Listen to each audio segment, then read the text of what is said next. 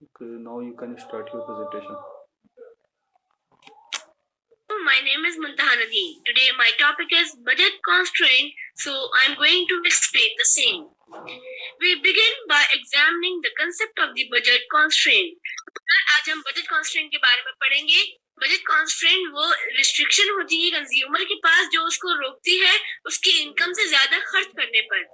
यहाँ पे इनकम उसकी कंज्यूमर की कांस्टेंट रहती है और जो प्राइस होते हैं गुड्स के वो भी कांस्टेंट रहते हैं और गिवन होते हैं। Suppose that there is some set of goods from which the consumer can choose. In real life, there are many goods to consume, but for our purposes, it is convenient to consider only the case of two goods. Sir, यहाँ पर real life में हमारे consumer के पास बहुत सारी goods होती है choose करने के लिए, लेकिन हम अपने कन्वीनियंट के लिए सिर्फ दो गुड्स को ही चूज करते हैं ताकि हम कंज्यूमर को बिहेवियर को ग्राफिकली प्रेजेंट कर सके। तब जब ग्राफिकली प्रेजेंट करते हैं तो उसमें एक्स गुड वन को गुड्स को और प्राइस को इंडिकेट करते हैं। We will indicate the consumer's consumption bundle by X1, X2, good 1 को X1 से, good 2 को X2 से। Price of two goods P1, P2। Sir good X के प्राइस को P1 से और गुड X2 के प्राइस को P2 से इंडिकेट करते हैं। And the amount of money the consumer has to spend is indicated by M। Sir जो इनकम होती है कंज्यूमर की जो स्पेंड करता है वो गुड 1 X1 और X2 पे उसको हम इंडिकेट करते हैं M से। Then the budget constraint of the consumer can be written as P1x1 plus P2x2 is less than or equal to M। तो जो बजट कांस्टेंट जो हमारी इक्वेशन बन के आ जाती है जब हमारे प्राइस और इनकम गिवन होती है तो P1x1 plus P2x2 is less than or equal to M। P1x1 वो अमाउंट है वो इनकम है जो हम एक्सपेंड करते हैं गुड 1 पे एंड P2x2 वो इनकम है हमारी जो कंज्यूमर स्पेंड करता है X2 पे या फिर गुड 2 पे। The consumer's affordable consumption bundles are those that don't cost any more than M। Sir consumption bundles बनाए लिए जाते हैं जो कंज्यूमर के इनकम के ज्यादा नहीं होते हैं, जो कॉस्टली इतना नहीं होते हैं कि जो इनकम को एक्सीड करें, वो इनकम के अंदर अंदर होते हैं या फिर इक्वल टू एम होते हैं, इक्वल टू इनकम होते हैं। We call this set of affordable consumption bundles at prices P1, P2 and income M the budget set of the consumer। और उसी कंजम्पशन बंडल्स को हम बजट सेट कह देते हैं जिसमें हमें इनकम गिवन होती है और प्राइस गिवन होते हैं हमें गुड्स के। If consumer is going to increase her consumption of good 1 by delta X, then how much consumption of good 2 have to change in order to satisfy her budget constraint। Sir अब सवाल उठता है कि अगर हम good 1 में एक consumption के इंक्रीज करें डेल्टा एक्स से तो गुड 2 के कंजम्पशन में कितना चेंज आएगा। यहाँ पे मैंने शो करा है कि कितना चेंज आएगा। If she satisfies her budget constraint before and after making the change, she must satisfy P1x1 plus P2x2 is equals to M। Sir अगर उसको सेटिस्फाई करना है अपना बजट कॉन्स्टेंट के अंदर ही अंदर उसको अपना खर्चा करना है जो कि प्राइस गिवन भी है और इनकम भी गिवन होगी, तो उसको ये इक्वेशन को सेटिस्फाई करना पड़ेगा। P1x1 plus P2x2 is equals to M। अब जब उसको इंक्रीज करना है गुड 1 में फिर गुड 2 में भी कुछ ना कुछ चेंज आएगा तो P इक्वेशन बन जाएगी हमारी P1x1 plus delta x plus P2x2 plus delta x2 is equals to M। अब हम सेकेंड इक्वेशन को सब्ट्रैक्ट कर देंगे फर्स्ट इक्वेशन से तो हमारा इक्वेशन बन जाएगी P1 delta x1 plus P2 delta x2 is equals to 0। इसका मतलब ये है कि कोई भी चेंज आने से गुड 1 में या गुड 2 में तो हमारा जो चेंज आएगा वो बिल्कुल 0 आएगा। This says total value of the change in her consumption must be 0। Sir कोई भी चेंज आने से हमारे जो बजट कांस्टेंट है अगर हम उसको सेटिस्फाई करना चाह रहे हैं तो हमारा 0 आएगा।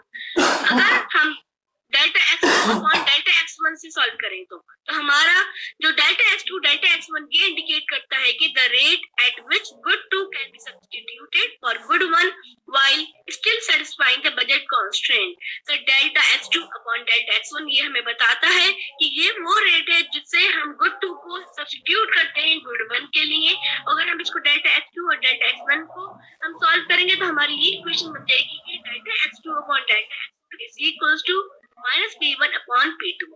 इसी इक्वेशन से हमने ये P1 delta x2 upon delta x1 की वैल्यू निकाली है इक्वेशन नंबर 2 से।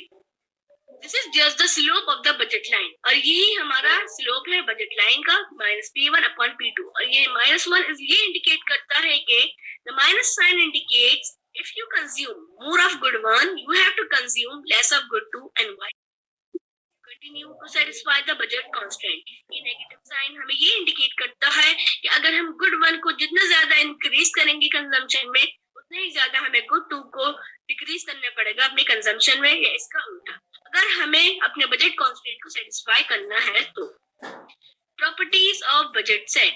सर अब बजट सेट की कुछ बातें हैं, कुछ इसमें कुछ पॉइंट्स हैं वो जो डिस्कस करूंगी।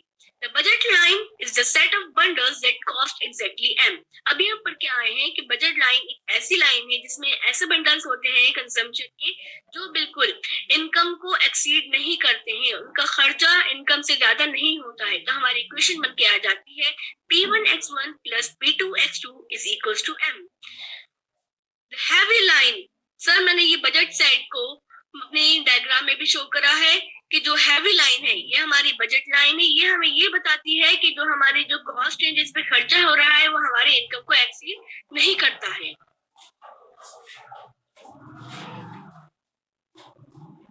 And the bundles below this line are those that cost exactly less than M. और जो भी बंडल्स इस लाइन से बजट लाइन से नीचे नीचे है वो खर्चे हैं जो हमारी इनकम से कम है लेकिन इनकम को एक्सीड नहीं कर रहे हैं और ना ही इनकम के इक्वल है। ये बजट सेट जो है बजट लाइन की वो बंडल्स हैं जो हमारी इनकम को एक्सीड नहीं कर रहे हैं, इनकम से कम खर्चे पर हैं। सर इसी तरह से if consumer is spending all of her money on good two, then consumer good two is equals to M/P2.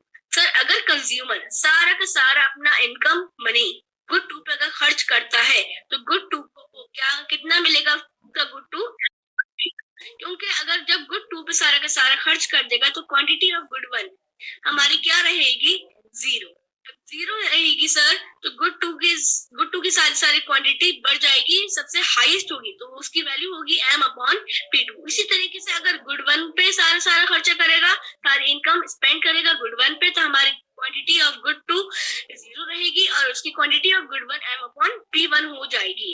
इसलिए हमारा ये हॉरिजॉन्टल और वर्टिकल इंटरसेप्ट यही बताता है कि the horizontal and vertical intercept measures how much the consumer could get if she spent all of her money on good one and two respectively. इसलिए horizontal और वर्टिकल इंटरसेप्ट हमें यही बताता है कि कंज्यूमर को कितना मिलेगा, कितना गुड वन मिलेगा या फिर कितना गुड टू मिलेगा अगर वो सारा का सारा पैसा गुड वन पे खर्च कर रहा है और ये सारी इनकम या फिर मनी अपनी गुड टू पे खर्च कर रहा है। ये हॉरिजॉन्टल इंटरसेप्ट और वर्टिकल इंटरसेप्ट हमें यही बताता है। अगर हम बजट कांस्टेंट को सेटिस्फाई करेंगे तो सर अगर हमें बजट लाइन बनानी है, अगर हमें ये दो पॉइंट्स मिल जाएं कि गुड वन पे पूरा का पूरा पैसा खर्च हो रहा है तो हमारी कितनी क्वांटिटी मिल रही है और गुड वन पे कितना पैसा खर्च हो रहा है तो कितनी क्वांटिटी मिल रही है, तो हमें आसानी से बजट लाइन हमारी मिल जाएगी इन दो पॉइंट्स को ज्वाइन करके। In order to depict the budget line, just plot these 2 points on the appropriate axis of the graph. अगर हम इस ग्राफ पे इन दो पॉइंट्स को बिल्कुल सही जगह पे प्लॉट कर दें तो हमारी बजट लाइन मिल जाएगी इन दोनों को पॉइंट्स को कनेक्ट करके and connect them to a straight line. Slope of budget line measures the rate at which the market is willing to substitute good one for good two. तो slope हमें यही बताता है बजट लाइन का कि अगर हम गुड वन को सब्स्टिट्यूट करेंगे गुड टू से तो वही इंक्रीज आएगा गुड वन में जितना ही डिक्रीज गुड टू में आएगा। अभी हमने एक्सप्लेन भी कर दिया था कि कोई भी चेंज आने की वजह से जीरो ही आएगा क्योंकि गुड वन में जितना इंक्रीज आना था उतना ही डिक्रीज हो जाएगा गुड टू में और इक्वेशन हमारी सेटल हो जाएगी to satisfy the budget constraint. Sir, now I am explaining shift in budget line. Sir, budget line में shift भी होता है but because of two causes. There are two variables that causes shift in budget line. Change in income of the consumer, change in equal proportion of prices of both the goods. Sir, एक तो income की consumer की वजह से कि अगर income में change आएगा तो बजट लाइन में शिफ्ट होगी और अगर प्राइस में किसी भी दोनों गुड्स की प्राइस में चेंज आएगा तो भी बजट लाइन में शिफ्ट होगा। अब इनकम की वजह से कंज्यूमर की इनकम की वजह से किस तरह से शिफ्ट आएगा बजट लाइन में ये मैं एक्सप्लेन कर रही हूँ। Budget line will shift rightward or leftward if consumers' income increases while price of both the goods X1, X2 remain unaltered. Sir, budget line, as I am showing, budget line will shift rightward. Budget line rightward shift हो जाएगी अगर हमारी जो income है consumer की increase कर जाएगी. जब कंज्यूमर की इनकम इंक्रीज कर जाएगी तो वो इस पोजीशन पे होगा कि वो अपनी क्वांटिटी ऑफ X1 और X2 को इंक्रीज कर दे. X1 को वो 20 से 25 पे ले आएगा और X2 को 40 से 60 पे ले आएगा. बट पैरेलल रहेगी हमारी ओरिजिनल बजट लाइन से.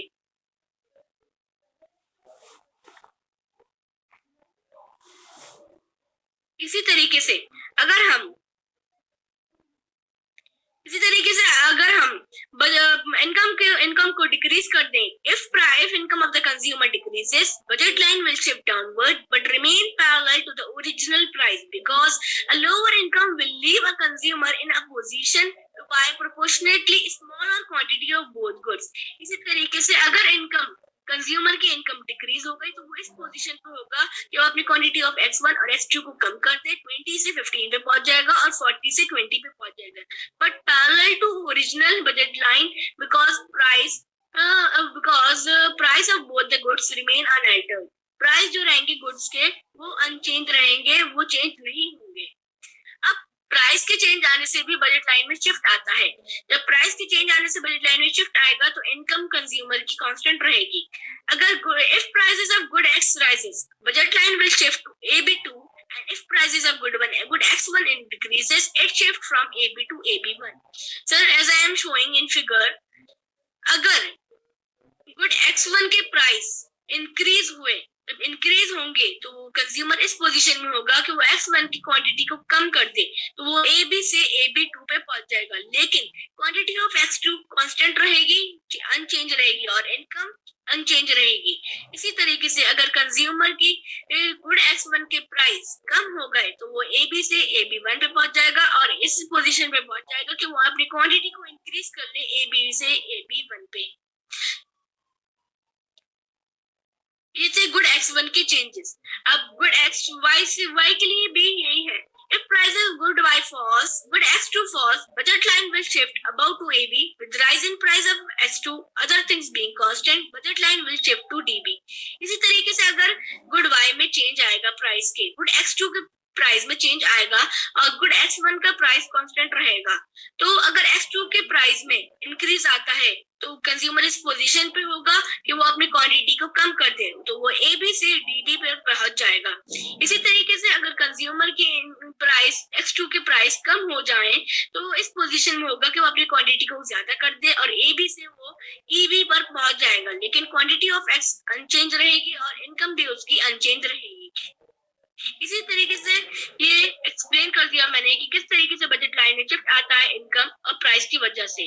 Thank you sir and that's it for today.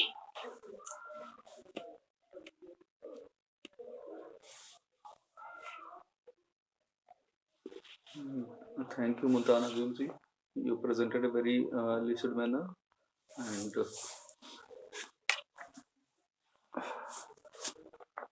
and I hope you and Samu Sarma will become economics teacher in future, and you will be a very good teacher of economics.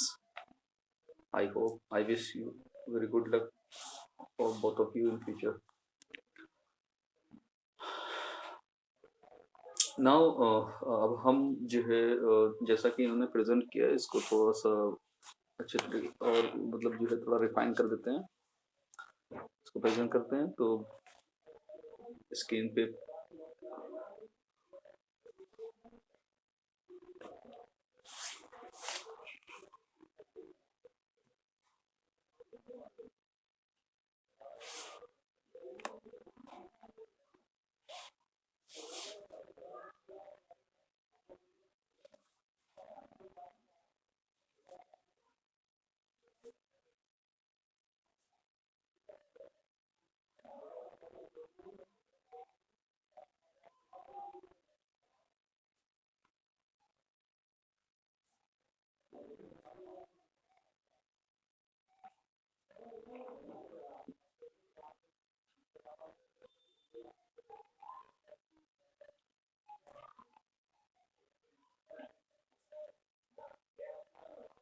सभी को screen visible है?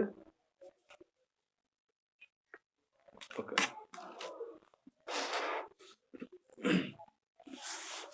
तो जैसा कि आपके syllabus में जो topic है, उस टॉपिक का नाम है बजट कंस्ट्रेंट, और इसको हिंदी में हम लिखते हैं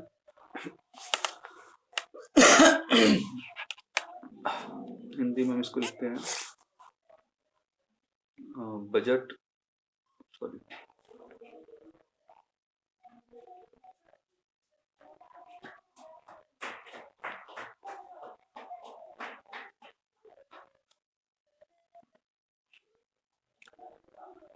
बजट प्रतिबंध। ठीक है।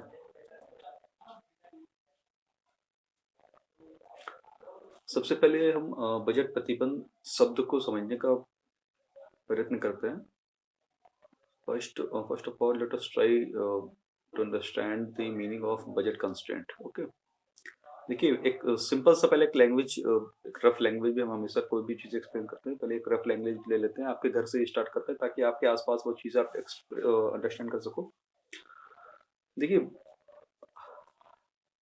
बजट एक तरीके का है क्या कि आप जब कोई चीज़ खरीदना चाहते हैं, ठीक है, और उस खरीदने के लिए आपके पास जो साधन उपलब्ध है, उसको खरीदने के लिए आपके पास जो साधन उपलब्ध है, फॉर एग्जाम्पल जैसे हम लोग कहते हैं कि हमारे पास पैसा इतना है और हम ये चीज़ खरीदना चाहते हैं, ठीक है, that is what in simple terms it is budget. कहते हैं ना, भैया ये बताइए कि आपका बजट कितना है।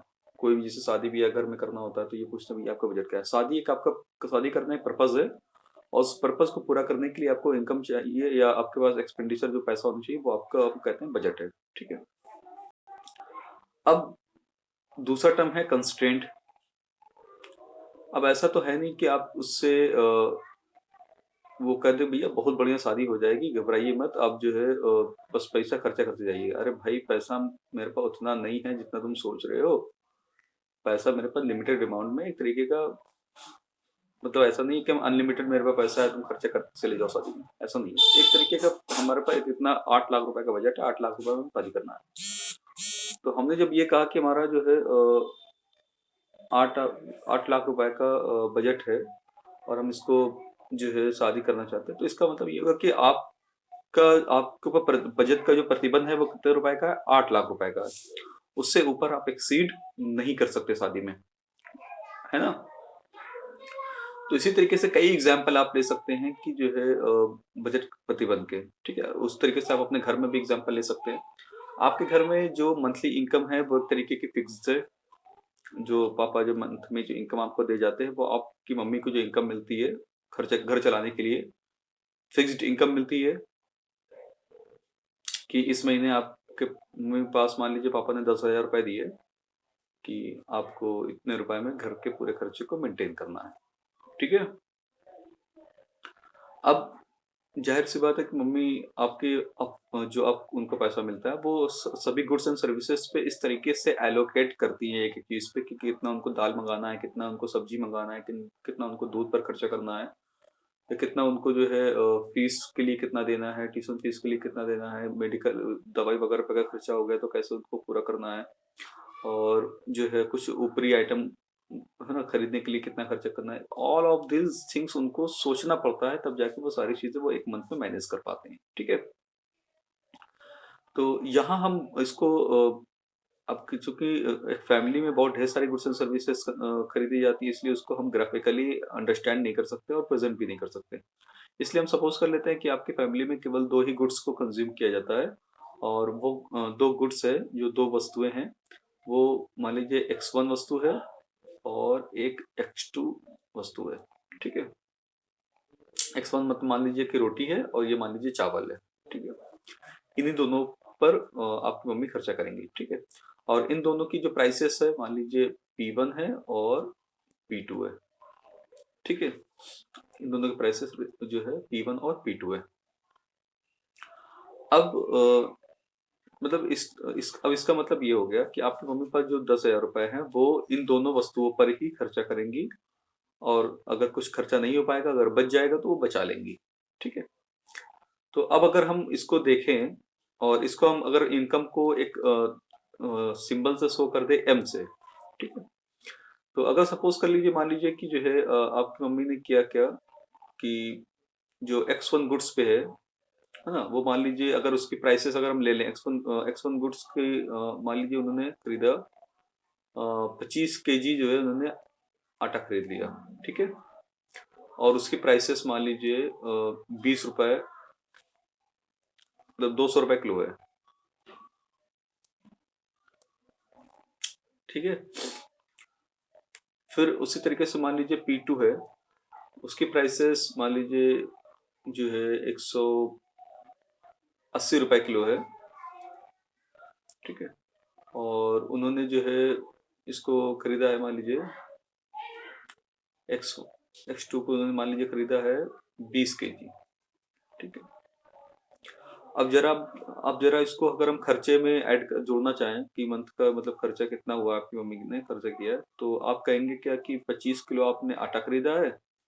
25 किलो आटे को कितने रुपए से खरीदा है? 200 रुपए किलो खरीदा है। फिर प्लस, और आपने जो है 20 kg चावल खरीदा है, कितने रुपए किलो खरीदा है? 180 रुपए किलो खरीदा है।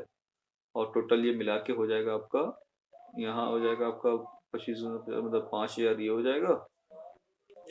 और 18 3,600 रुपये ये हो जाएगा, इक्वल टू हो जाएगा 5,000 सॉरी 8,600 रुपीज।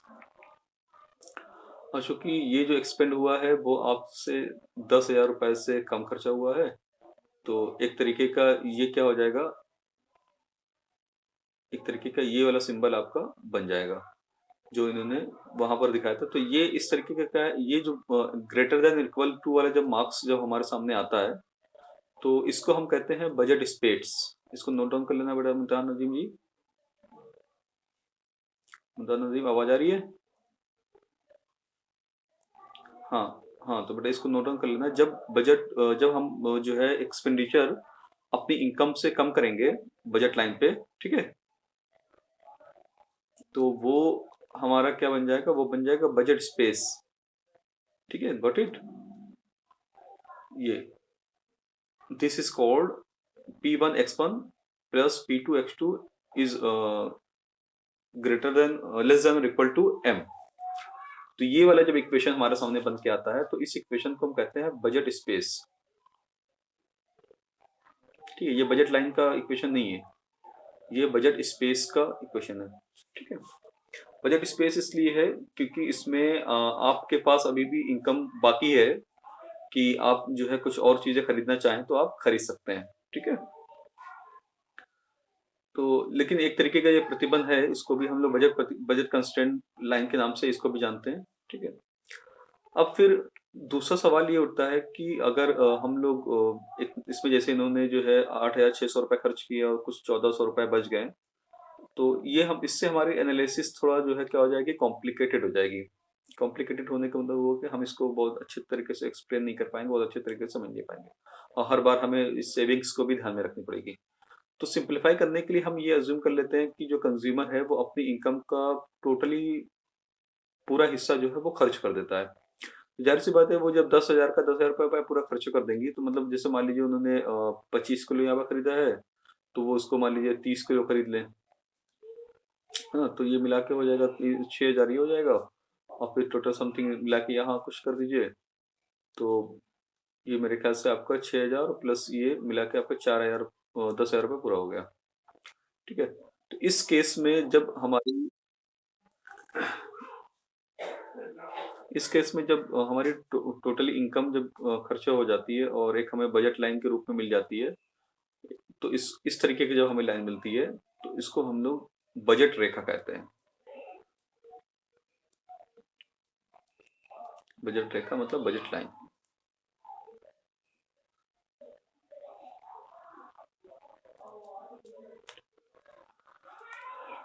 और इसको जो है कुछ लोग एक्सपेंडिचर लाइन भी कहते हैं, एक्सपेंडिचर लाइन। ठीक है।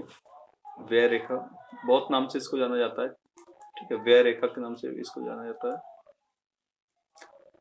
अब इसकी मीनिंग हम लिखवाने जा रहे हैं, इसकी मीनिंग लिख लीजिए बजट रेखा की।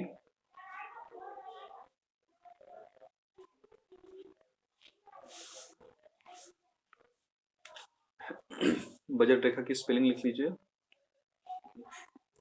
मतलब उसका लिख लीजिए बजट रेखा। पहले हिंदी मीडियम वाले लिख लें, बजट रेखा, बजट रेखा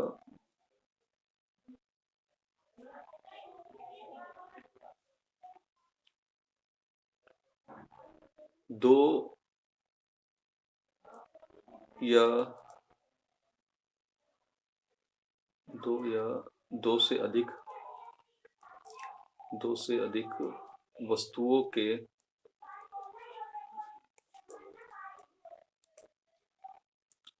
ऐसे संयोगों को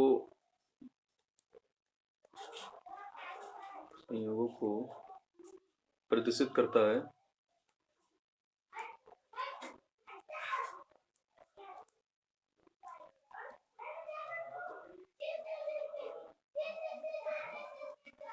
जिसे उपभोक्ता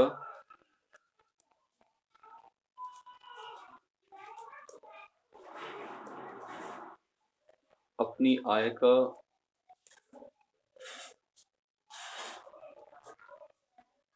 का संपूर्ण भाग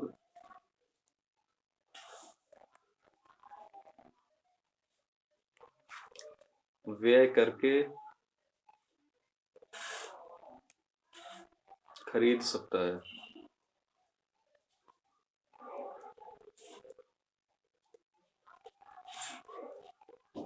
ठीक है, इंग्लिश मीडियम वाले लिख लें, budget line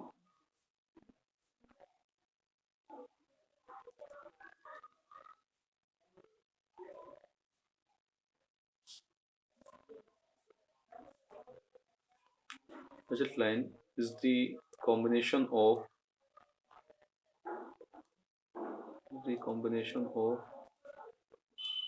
two or shows the combination of two or more goods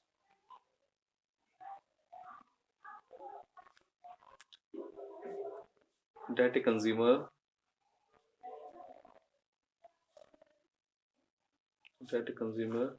can purchase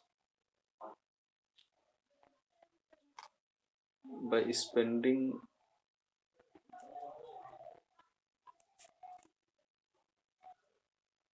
whole income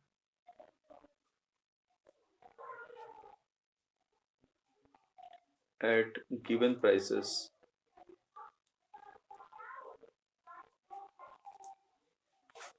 ठीक है, दी हुई कीमतों की स्थिति में उपभोक्ता दो या दो से अधिक वस्तुओं को जिसको खरीद सकता है अपनी आगे संप्रभाग करके, उससे बजट लाइन कहते हैं। ठीक है, अब सवाल ये उठता है कि इसको हम किस तरीके से बजट लाइन हम बना सकते हैं। तो जैसा कि हमने दो गुड्स के केस लिया था, दो वस्तुओं के संदर्भ में हमने कहा था, तो इसमें हम करते क्या है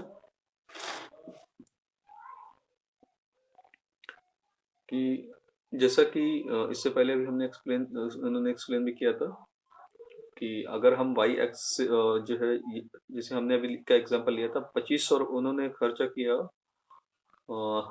इनकम उनकी थी 10,000 रुपए। ठीक है, और P1 और X1 कमोडिटी पे उन्होंने खर्च किया था कि P1 और X1 कमोडिटी पे उन्होंने खर्चा किया था 5,000 रुपए, है ना। और यहाँ पर 6,000 रुपए पे खर्च किया था, और यहाँ पर P2 और X2 पर उन्होंने खर्च किया था 4,000 रुपए। ठीक है, तो अब अगर हम इस तरीके से इसको ले लें, अज्यूम कर लें, तो अगर वो अपनी इनकम का कंप्लीट भाग X1 पे अगर वो खर्चा कर देता है, तो X1 पे हमें कितनी क्वांटिटी वो खरीद सकता है, X1 की कितनी क्वांटिटीज खरीद सकता है, और अगर वो अपनी इनकम का कंप्लीट मतलब टोटल पार्ट जो है X2 पे खर्चा कर देता है तो हमें कितना हिस्सा मिल जाएगा। तो हमें 2 पॉइंट चाहिए ग्राफ पे जो x axis y axis. The graph सारी चीज विजिबल है।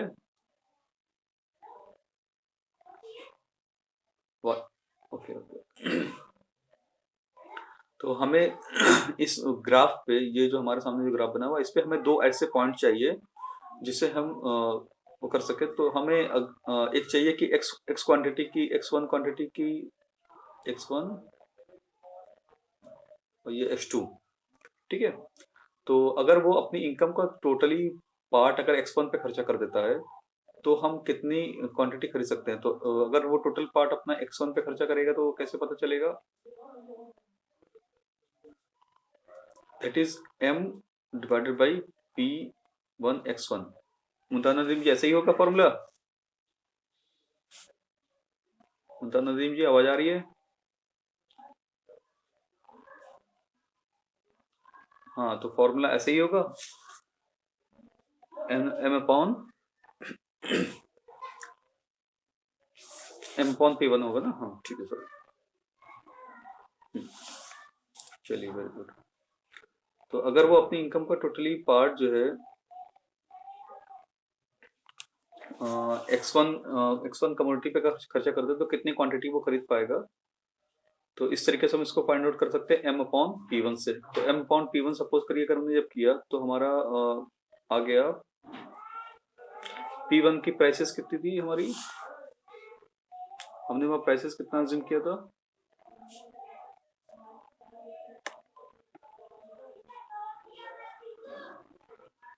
हमने वहाँ प्राइसेस कितनी ली थी p1 की, कोई बता दे देख के। 200 रुपए में p1 की हमने प्राइसेस लास्ट एग्जांपल में कितना लिया था, किसी को याद है। किसी ने देखा है भाई, आवाज आ रही। 200, ठीक है। 200 रुपए हमने p1 की प्राइसेस ली थी ना। तो 10,000 रुपए इनकम है और 200 रुपए प्राइसेस है। तो हमें x1 की क्वांटिटी मिल जाएगी। हाँ तो 00 से 0 कैंसिल, 2 से ये कैंसिल हो जाएगा 50, है ना। तो मतलब हम x1 की जो है 50 क्वांटिटी खरीदेंगे, ठीक है। अगर अपनी सारी इनकम जो है x1 पे खर्चा कर दें तो x1 की हम 50 क्वांटिटी खरीदेंगे। उसी तरीके से अगर हम अपनी इनकम का टोटली पार्ट जो है x2 पे खर्चा कर दें तो x2 का प्राइसेस भी हमने 200 लिया था। तो m अपॉन p2 तो हमें यहाँ पे मिल जाएगी 50 यूनिट्स, ठीक है।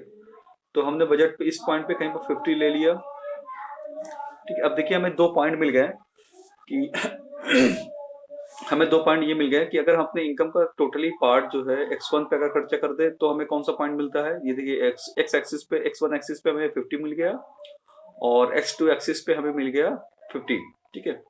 अब हमें 2 ऐसे पॉइंट मिल गए जिनके बाहर जो है कंज्यूमर अपनी इनकम को एक्सपेंड नहीं कर सकता है। इन दोनों पॉइंट को हमने मिला दिया।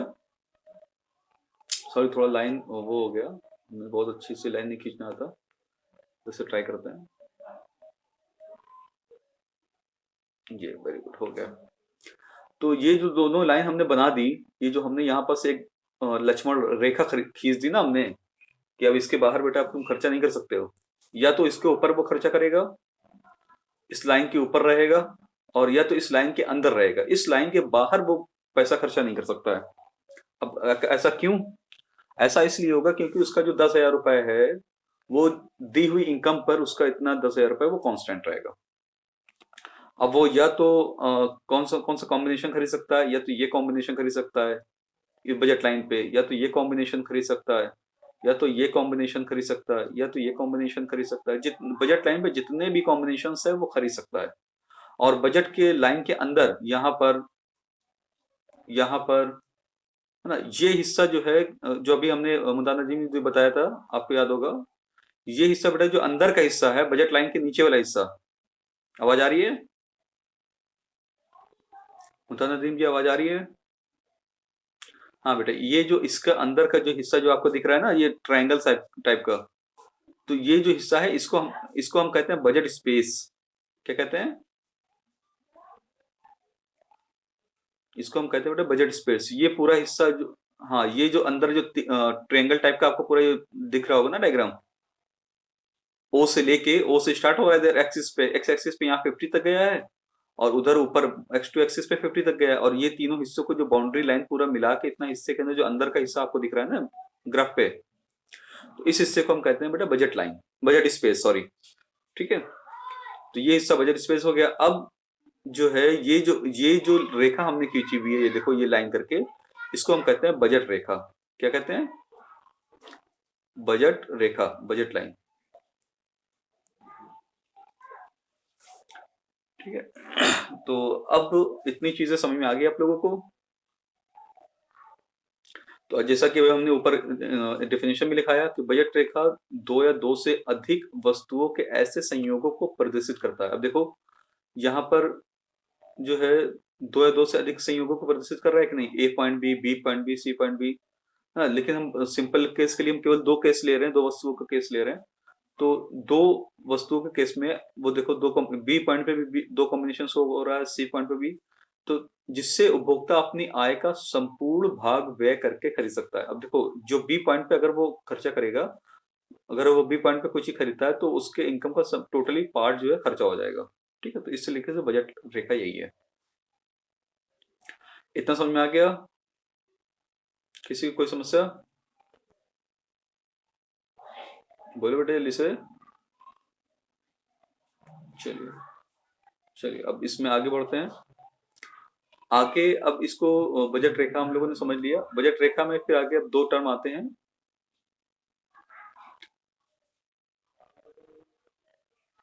अब आता है, अब इसको अगर और जिसे अभी अब तक, अभी तो हमने एग्जांपल लेके बनाया आप लोगों के सामने, अब इसको अगर आप एग्जाम वगैरह में जब बनाना चाहेंगे तो आप किस तरीके से बनाएंगे ये चीजें चेक कर लीजिए।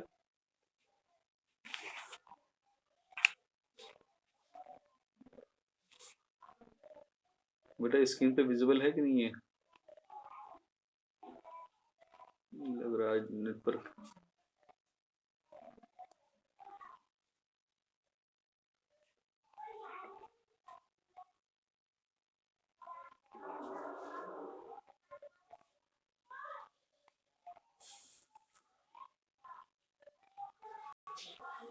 चलिए, अब इसको अगर आप लोग एग्जाम वगैरह में आप लोग अगर बनाना चाहेंगे तो आप कैसे बताएंगे?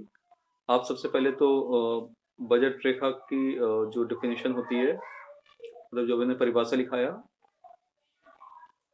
है ना, बजट रेखा की जो हमने परिभाषा पहले लिखाया वो आप लिखेंगे। ठीक है, फिर इसके बाद आप बताएंगे कि माना कि आय जो है हम m से प्रदर्शित करेंगे, और x1 कमोडिटी को x1 से, x2 कमोडिटी को x2 से, प्राइस को p1 से, और कीमत को p2 से। अब यदि उपभोक्ता अपनी आय का संपूर्ण भाग जो है, यदि उपभोक्ता अपनी आय का संपूर्ण भाग x1 कमोडिटी पे एक्सपेंड करता है तो एक बिंदु हमें प्राप्त होता है। इस तरीके से हमें एक बिंदु प्राप्त होता है। और यदि उपभोक्ता अपनी आय का संपूर्ण भाग जो है x2 का खर्चा होता है तो हमें एक बिंदु प्राप्त होता है इस तरीके का। इन दोनों बिंदुओं को हम अगर ग्राफ पे प्लॉट कर दें,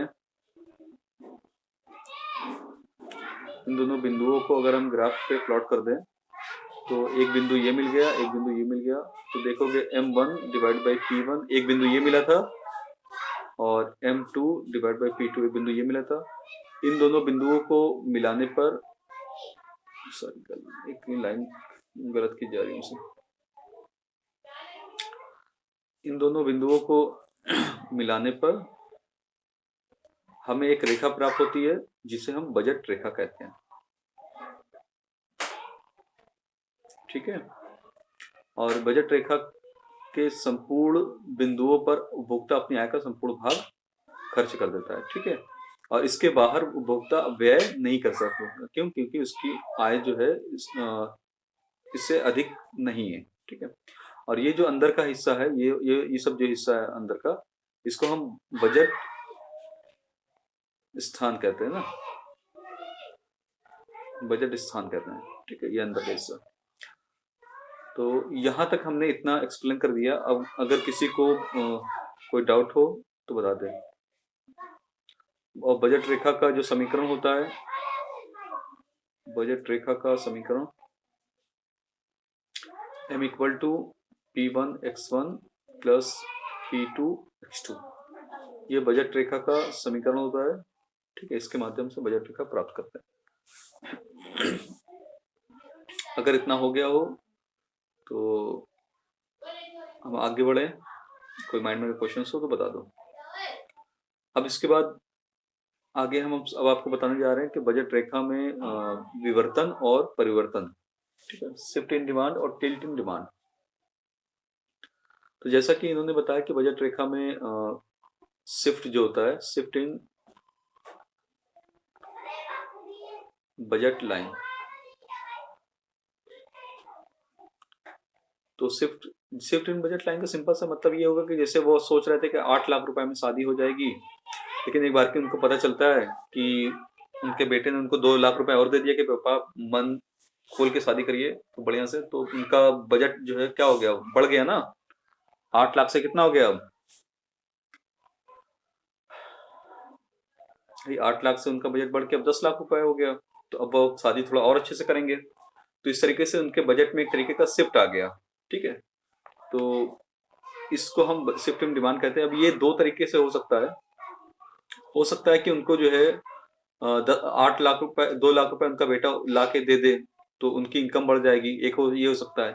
एक ये हो सकता है कि उनको जितनी गुड्स एंड सर्विसेज जो उनको चाहिए होगा शादी के लिए, वो सभी चीजें एकदम आधे दाम पे हो जाए, सभी चीजें सस्ती मिल जाए, तो उनका बजट आप देखोगे कि उनका बजट जो है दोगुना हो जाएगा। अब कहोगे क्यों? क्योंकि देखो सारी चीजें वो आधे दाम पे मिलेगी, तो इसका मतलब ये होगा कि 8 लाख रुपए वाली चीजें उनको 4 लाख रुपए में मिल जाएगी, तो उनके पास 4 लाख रुपए एक्स्ट्रा आ गया ना पहले से। तो इस तरीके से भी बजट में शिफ्ट आ जाता है। ठीक है, जैसा कि इन्होंने बताया कि बजट में शिफ्ट दो तरीके का होता है। एक होता है कि change in income, change in income with change in the price, change in prices of both commodities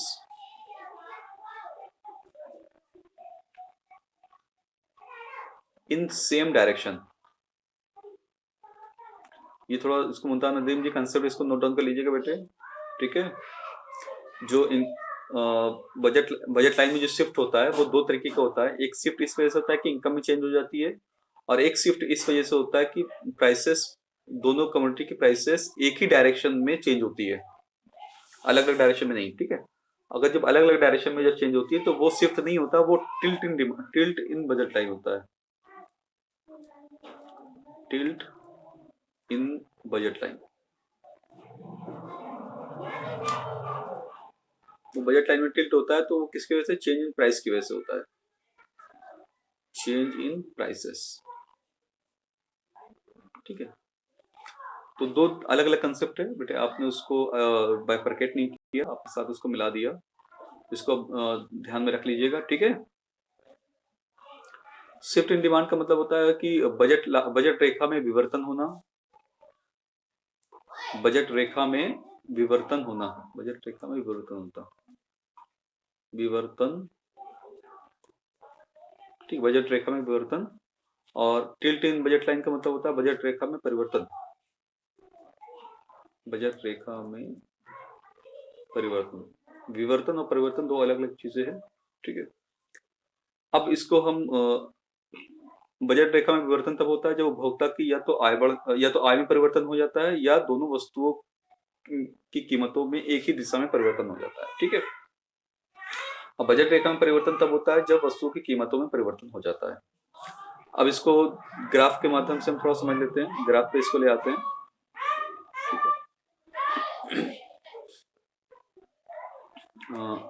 पहले आप समझते हैं बजट रेखा में बजट रेखा में विवर्तन। ठीक है, तो बजट रेखा में विवर्तन, सॉरी बजट रेखा में विवर्तन, इसको पहले समझते हैं। जैसा कि भी हमने दिखाया था कि एक हमने अभी बजट लाइन बनाई थी जिसपे था M1 P1 M P1 और M P2। ठीक है, तो अब या तो उपभोक्ता की इनकम हो सकती है बढ़ जाए, और या तो उपभोक्ता की इनकम हो सकती है कम हो जाए। ठीक है, दो ही चीजें हो सकती है। या तो उपभोक्ता की इनकम क्या हो सकती है, कम हो सकती है, और या तो उपभोक्ता की इनकम बढ़ सकती है। इसके अलावा और कुछ होगा? बोलो। नहीं होगा ना? अरे हमने कुछ गलत कर दिया, P2 इधर आएगा, तुमने P2 वहां दिया।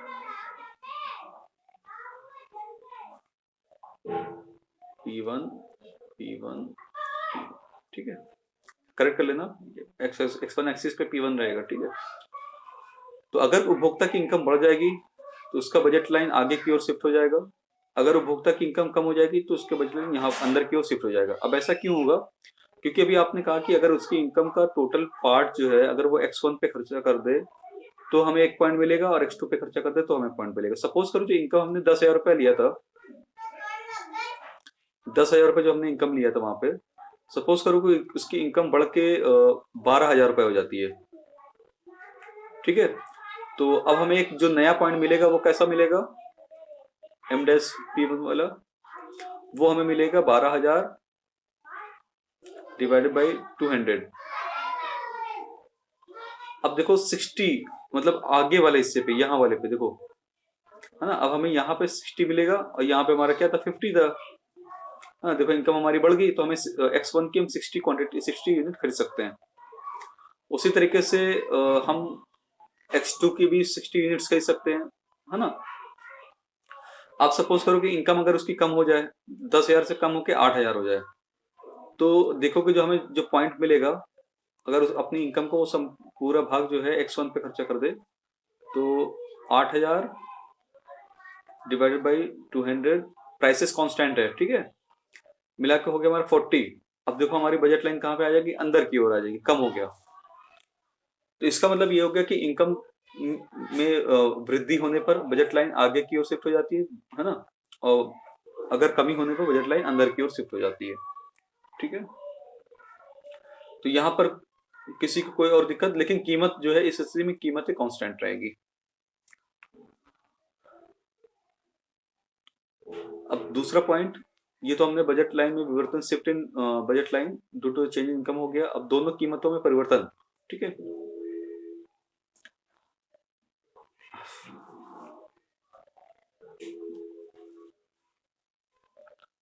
दोनों कीमतों में अगर एक साथ एक ही दिशा में अगर परिवर्तन हो जाए तो भी बजट लाइन हमारी जो है शिफ्ट हो जाएगी।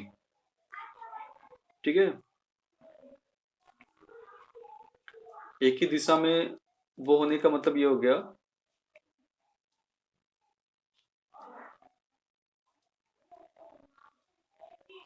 ये क्या हो रहा है बार बार।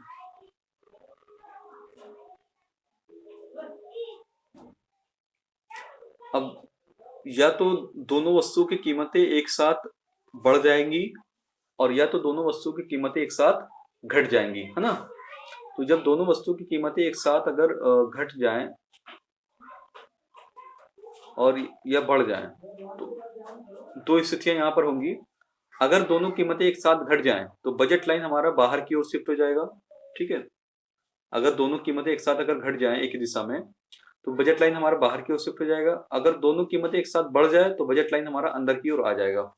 जैसा कि अभी हमने एग्जांपल दिया था कि शादी में जो मिलने वाली सारी चीजें अगर उनको आधे दाम पे मिल जाए तो उनका बजट बढ़ जाएगा। तो इसका मतलब ये होगा कि इस केस में उनका बजट लाइन बाहर की ओर शिफ्ट हो जाएगी। वो और चीजें भी अब 8 लाख रुपए में वो और चीजें भी खरीद सकते हैं। अगर सारी कीमतें अगर दोगुनी हो जाए तो वो क्या होगा कि उनकी जो है जो बजट लाइन है वो अंदर की ओर शिफ्ट हो जाएगी। वो 8 लाख रुपए में पूरी चीज सारी चीजें नहीं खरीद पाएंगे। ठीक है, तो ये हो गया बजट में विवर्तन। ठीक है, अब इसके बाद लास्ट वन पे आते हैं, बजट रेखा में परिवर्तन। बजट रेखा में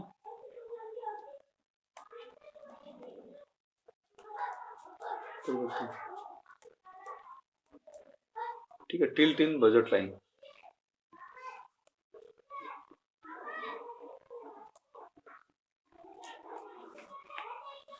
अब अब इसमें दो वजह से हो सकता है कि P1 की प्राइसेस चेंज हो जाए, या हो सकता है P2 की प्राइसेस चेंज हो जाए, लेकिन M में कोई परिवर्तन नहीं होगा, आय में कोई परिवर्तन नहीं होगा। ठीक है,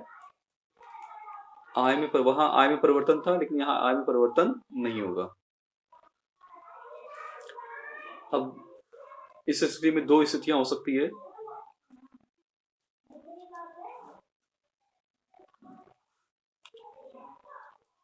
एक स्थिति तो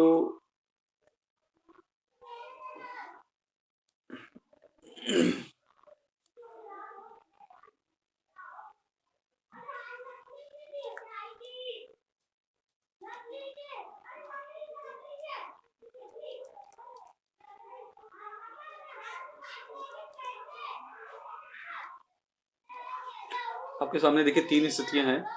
P1 P2, पहले तो हमने P2 को कांस्टेंट मान लिया कि P2 के प्राइसेस में कोई चेंजेस नहीं होता है। एक हो सकता है कि, और यहाँ पर ये P1 की प्राइसेस पहले से दी हुई है जो बजट है। अब या तो हो सकता है कि घट जाए, और या तो हो सकता है, या तो हो सकता है हाँ प्राइसेस घट जाएगी तो हमारी जो बजट रेखा है वो आगे की ओर परिवर्तित हो जाएगी, नई बजट रेखा मिल जाएगी। और अगर कम हो जाए, अगर बढ़ जाए कीमत, तो हमारी बजट रेखा अंदर की ओर परिवर्तित हो जाएगी। ठीक है, अगर प्राइसेस बढ़ जाएगी P1 की, तो बजट रेखा अंदर की ओर आ जाएगी। अगर प्राइसेस P1 की कम हो जाएगी तो बजट रेखा बाहर की ओर आ जाएगी। ठीक है, उसी तरीके से हम उल्टा उस तरफ भी कर सकते हैं।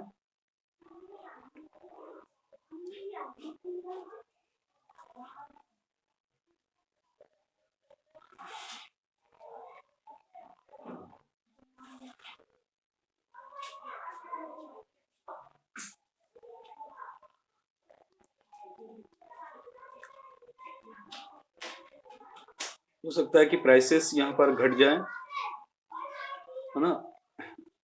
हो सकता है प्राइसेस यहाँ पर बढ़ जाए। तो जब प्राइसेस घट जाएंगी तो, है ना, तो बजट रेखा हमारी ऊपर की ओर आ जाएगी, और जब प्राइसेस हमारी बढ़ जाए तो बजट रेखा नीचे की ओर आ जाएगा। ठीक है, तो ये दो स्थितियां थी, हमने यहाँ पर एक्सप्लेन कर दिया। और अब किसी के माइंड में कोई क्वेश्चन हो, कोई चीजें हो, तो वो पूछ सकता है। किसी के माइंड में कोई क्वेश्चन?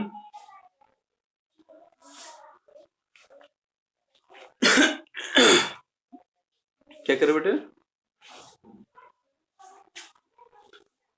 बेटे वो वाली गलती हमसे ये हो गई कि हमने माइक ऑन करना भूल गए थे हम। और फिर अब जो लेक्चर अपलोड हो रहे हैं उसमें आवाज है, जो देखो कल सगुन शर्मा का जो अपलोड हुआ है, देखो उसमें उसकी आवाज है, पूरी क्लियर है। हाँ आज वाले में पूरी क्लियर रहेगा। आज में कोई दिक्कत नहीं, आज हमने सब सारे सिस्टम, वो थोड़ा सा ये दो तीन सारे सिस्टम्स हमने पूरे लगा कर रखे हैं आप लोगों को। जैसे ये सब जो देखते हो, कोई बहुत आसान चीज